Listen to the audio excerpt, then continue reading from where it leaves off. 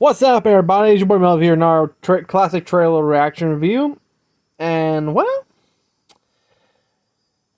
I actually plan to see The Flash tonight, the Flash movie tonight. So, today's review, since Michael Keaton is returning as the Dark Knight once again, why not we react to the trailer that literally show Return of the Dark Knight back to his dark roots back in 1989 with Warner Brothers' 1989 Tim Burton's Batman, the one that Michael Keaton was famous for. I think this was after when he was finished with Beetlejuice. He worked with Tim Burton once again as the Dark Knight.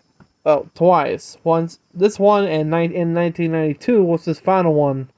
Because we all know what happened to the other two.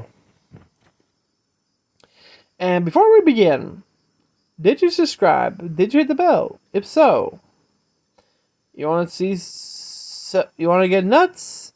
Let's get nuts by hitting the subscribe button and the bell as well. So yeah, if I recall, I remember when I see the movie, but the funny part is not Michael Keaton who's in the starting list. It's Jack Nicholson and then Michael Keaton. People say, wait, Jack Nicholson? He's playing Batman? No, he's playing the Joker. You see, because I think because Jack Nicholson was a bigger name than Michael Keaton, that's why they put him first, then Michael. Then when the 1992 came out, it's in Michael Keaton, Danny DeVito, and Michelle Pfeiffer. You know, Batman, Penguin, Catwoman. Here's Joker and Batman. I don't make the rules. Trust me. So yeah, you ready for some fun? Let's have some fun, shall we? And begin the movie. And get ready. So the volume's not, copyrighted. And let's go.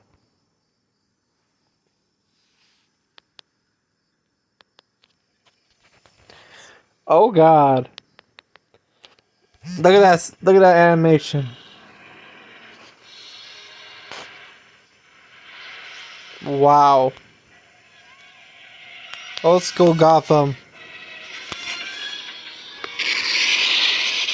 I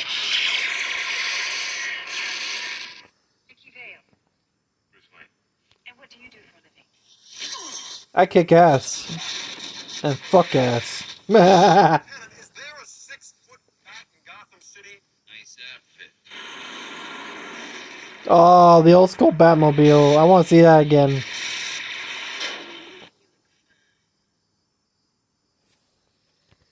I didn't ask. Play ball. I have given a name to my Hey, Joker. What are you? I'm Batman. Oh. Going down? You're okay. You're a blackface. Here's white. Here's before white. This is whiteface before white chicks. Joker started it. Winged freak terrorizes. Wait till they get a load of me. Nice.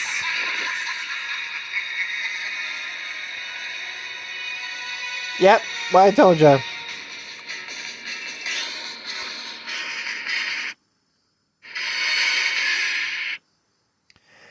Okay, folks. That was quite interesting, though.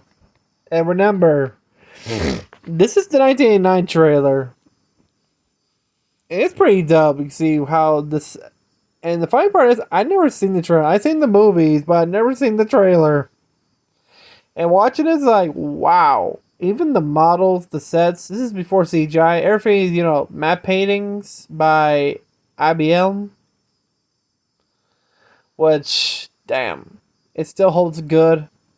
Hey, you know what it is? It's a, it's before CGI, they use matte painting like a background. Okay, you have the studio, the sound stage, and there's nothing, and they create the illusion of a background, except you have an insert where the film goes, where that scene goes in the background.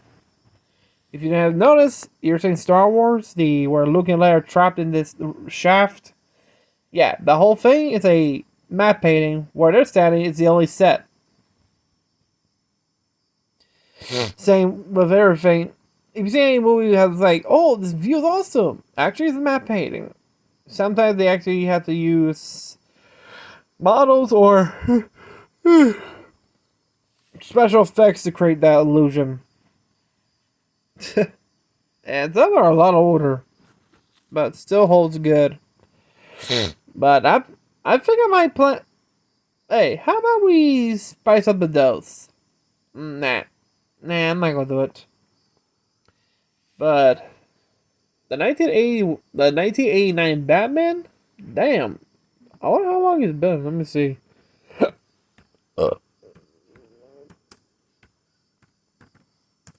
Okay, Master Computer, show me. 74%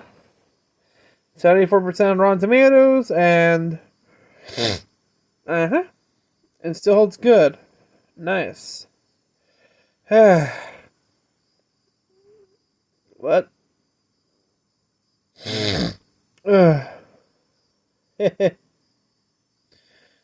What the hell? What question is this? Why is Batman 1989 a 15? I don't know who. What kind of question is that? Kind of stupid. But yeah, it's kind of looking at back. If you look back to the old days, yeah, Batman Returns with the Penguin, Catwoman, and after that you have Forever and Batman and Robin. No offense, but I find those two lacking because if Warner Bros. Hadn't screwed us up, it would have been better for the last two. Imagine. I think Nostalgia Critic talk about what would be the changes for Batman Forever and Batman Robin if Tim Burton directed those two films in his own way, like he did with the 1989 and 1992. That would be pretty good. In the 1995, which is the third film, instead of Tommy Lee Jones as Two-Face, you have Billy D. Williams, who played Harvey Dent in the first film, and I think he was in the second film as Two-Face. Hey, that'd be pretty cool. A black Two-Face. That'd be pretty awesome. I want to see that. As for Riddler, I might leave Jim Carrey. He fits in the criteria of Tim Burton's weird characters.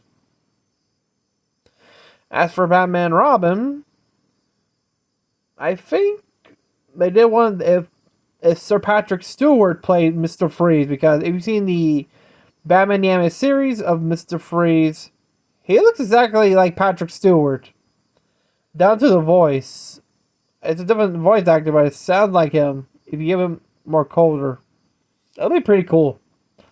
Give him the guy who played Captain Picard, Dr. Xavier, into the famous and most tragic villain of all. As for Poison Ivy, that would be Uma Thurman or somebody else of Tim Burton's choice. I don't know which. As for Batgirl, I don't know who. I gotta check. But as for the 1989, it still holds good. It brings a lot of good memories. Well, technically, I remember I first saw this on TV. I'm not that old. I was born in 96, so I'm not that old. And this film won the box office over $416 million. So, wow. And yet, Warner Bros. Didn't like it. It was too dark. I mean, the second film. That was a bit stupid, actually. And, you know the funny part? Burton was hired as director back in 1986.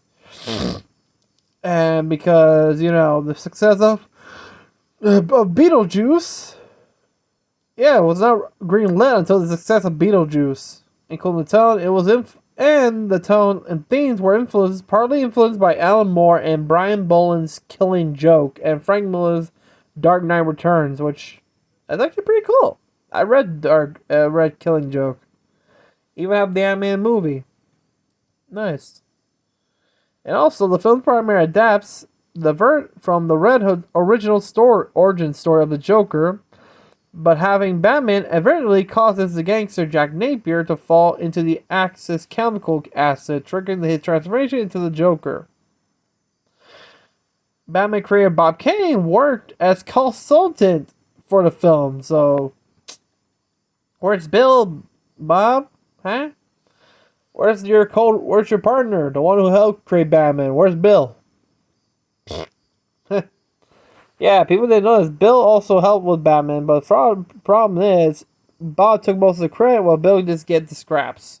Now that's sad. There's like a documentary about that, of featuring Bill. Damn. And there were numerous leading men who was considered to bro as the Dark Knight until Keaton was cast.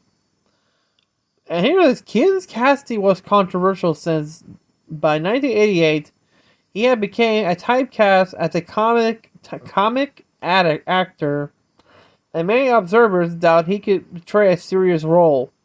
Nicholson accepted the role of the Joker under strict conditions that dictated top billing, a portion of the film's earnings, including associate merchandise, and his own shooting schedule. Well, the film took place in Pinewood Studios in England back in 1988 until January of 1989. The budget escalated from $30 million to $48 million, while the 1988 Writers Guild of America strike forced Ham to drop out. And Warren did rewrites with additional uncredited drafts done by Charles McKeown and Jonathan Gems.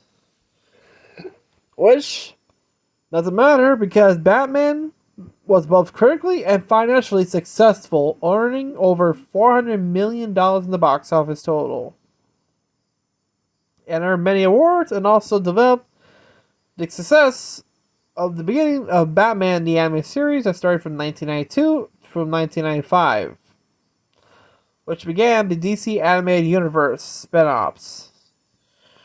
Later that, it followed by Tim Burton's second and final one, Batman Returns, and also with both Burton and Keaton, but fortunately, the last two was features.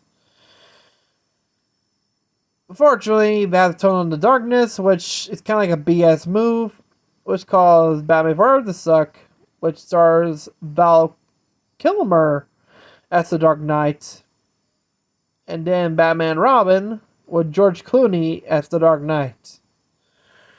Confusing, isn't it? You have the same person. You have Michael Gough, who played Alfred in all four movies, but you have three different Batmans, which is kind of confusing. Even the surrounding area of Gotham City, from dark and interesting to, it was like cyberpunk before it was cyberpunk. A bit of stupid. If you ask me, it looks like something from Marvel, actually. Not in a Batman comic. It will be good for Batman Forever. No, Batman. No, Batman Beyond. That'll look good. But no. And also was nominated for awards, including it received several Saturn Award nominations and a Golden Globe nomination for Nicholson's performance, and won a Academy Award for Best Art Direction, which it deserves that award. It deserves that. And I like Michael. This is Michael Keaton at his prime. You see him playing as Bruce Wayne and as the Dark Knight, along with Jack Nicholson as the Joker. And I think Jack Nicholson had a lot of fun playing the Clown Prince of Crime. And this is the gangster Joker from the early 30s comics. You have many different Jokers. You have the Clown, the Gangster, and the Psychopath, which is the current Joker. The Clown is more like, like the Cesar Romero Joker. And the Gangster is like the early one, like from the 30s when it first appeared. in 1939 to 1940 in the comic books. But yeah. And this is a quote from Tim Burton during the development. I was never a giant comic book fan, but I always loved the image of Batman and the Joker. The reason I've never been a comic book fan, I think it started when I was a child, is because I could never tell which box I was supposed to read. I didn't know if it was dyslexia or whatever, but that's why I love The Killing Joke. Because for the first time, I could tell which one to read. It's my favorite. It's the first comic I ever loved. And the success of those graphic novels made our ideas more acceptable. So because he's never been a comic book guy, but it was one of his first comic, The Killing Joke, kind of like, this should be a movie. Like, damn. Thank you all more for writing this awesome comic, which I do own The Killing Joke. And also, Alan Moore is a genius as well. I do own other films like The Long. I think he did other good works like V for Vendetta. That was one of his great works of all. Another DC property, if you remember V for Vendetta, Guy Fawkes, or V, I recommend it. And watch the movie as well. It's with Natalie Portman. I think Al Moore hated the movie for some reason. I don't know why.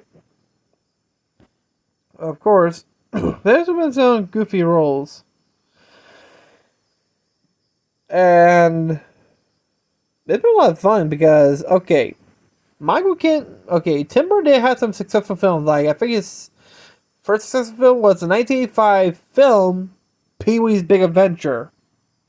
Then you got Beetlejuice, another success for Warner Brothers. And finally, Batman, another success. Damn. You gotta love the casting between Nicholson and Keaton as Batman and Joker. Okay, Nicholson's makeup of the Joker, his outfit, looks pretty dope. I mean, literally. You can tell he's having fun. But the prosthetics for that smile, though, trust me. Okay, there's probably a description for that right here.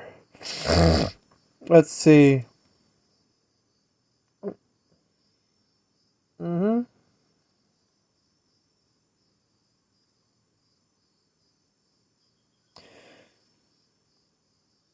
Oh yeah. It was part of contract. It was approved by the makeup designer. Okay, and Wayne Manor was actually from the outset was recorded from Kenilworth House. Damn. And of course, the song was hired Danny Elfman of Oingo Boingo after he did collaborate with Pee-wee's Big Adventure and Beetlejuice, and also. Let's see, Peters and Peter Guber wanted Prince to write music for Joker and Michael Jackson to do some romance songs. Which, I didn't know that. If you've seen the credits, it says music by Prince. Which, yeah, you can see right there, Prince right there. I didn't know Michael Jackson was in that. Sorry. As for, wow. It has a competition back then. You had RoboCop, Conan the Barbarian, which is a lot. But yeah, folks, I think that'll be it for... I think there was a comic book called... What's it called Batman 89. You gotta check that out. But yeah, folks, I think that'll be it for today. And hey, if you're gonna watch The Flash... Hey, watch it first, because on Monday I'll be doing a review on that film as well. So, you better watch that movie so you won't get any spoilers for Monday's review. As for this one, well, it's still gaining immortality for, let's just say, well, how many Batman films were there? You got the black and white ones from the 40s, the campy one from the late Adam West, and now you have these the two from Michael Keaton, the one from Vilmer, and the one from Clooney. Oh boy. And of course, the animated series film with the late, great Kevin Conroy, and many others. Hey, I kinda wish we could go back to his darker days. More mystery, awesomeness. Okay, I would love to see if they do a animated version of Tim Burton's Batman in animation. Same thing with like they did with the campy Batman show. You know, the one with Adam West and Burt Ward. Like they did that like from Return of the Caper Skater and versus Two-Face, and that's like that style, but with Tim Burton style in animation. Then we get to see a Black Two-Face played by Billy D. Williams, which that'll be pretty awesome. That'll be pretty cool. I don't know. I think Jack Nicholson might agree to that because he's only voicing, so he won't be in doing costume. He'll be voicing. So, or they have somebody pretend to be Nicholson. Who knows? It'll be a pretty good idea, and good profit there as well. But until then, have a great day, everybody. Peace out. Enjoy the Flash movie, and have a nice weekend, summer, etc., etc. And if you're new to the channel, remember to subscribe, hit the bell, like this video. And if you're new to the channel, remember our goal is to hit 1 million subscribers, or at least 500k, because it's been 11 years, so yeah, yada yada yada. Until then, have a great day, everybody. Peace out, stay cool, comment down below. Hasta la vista.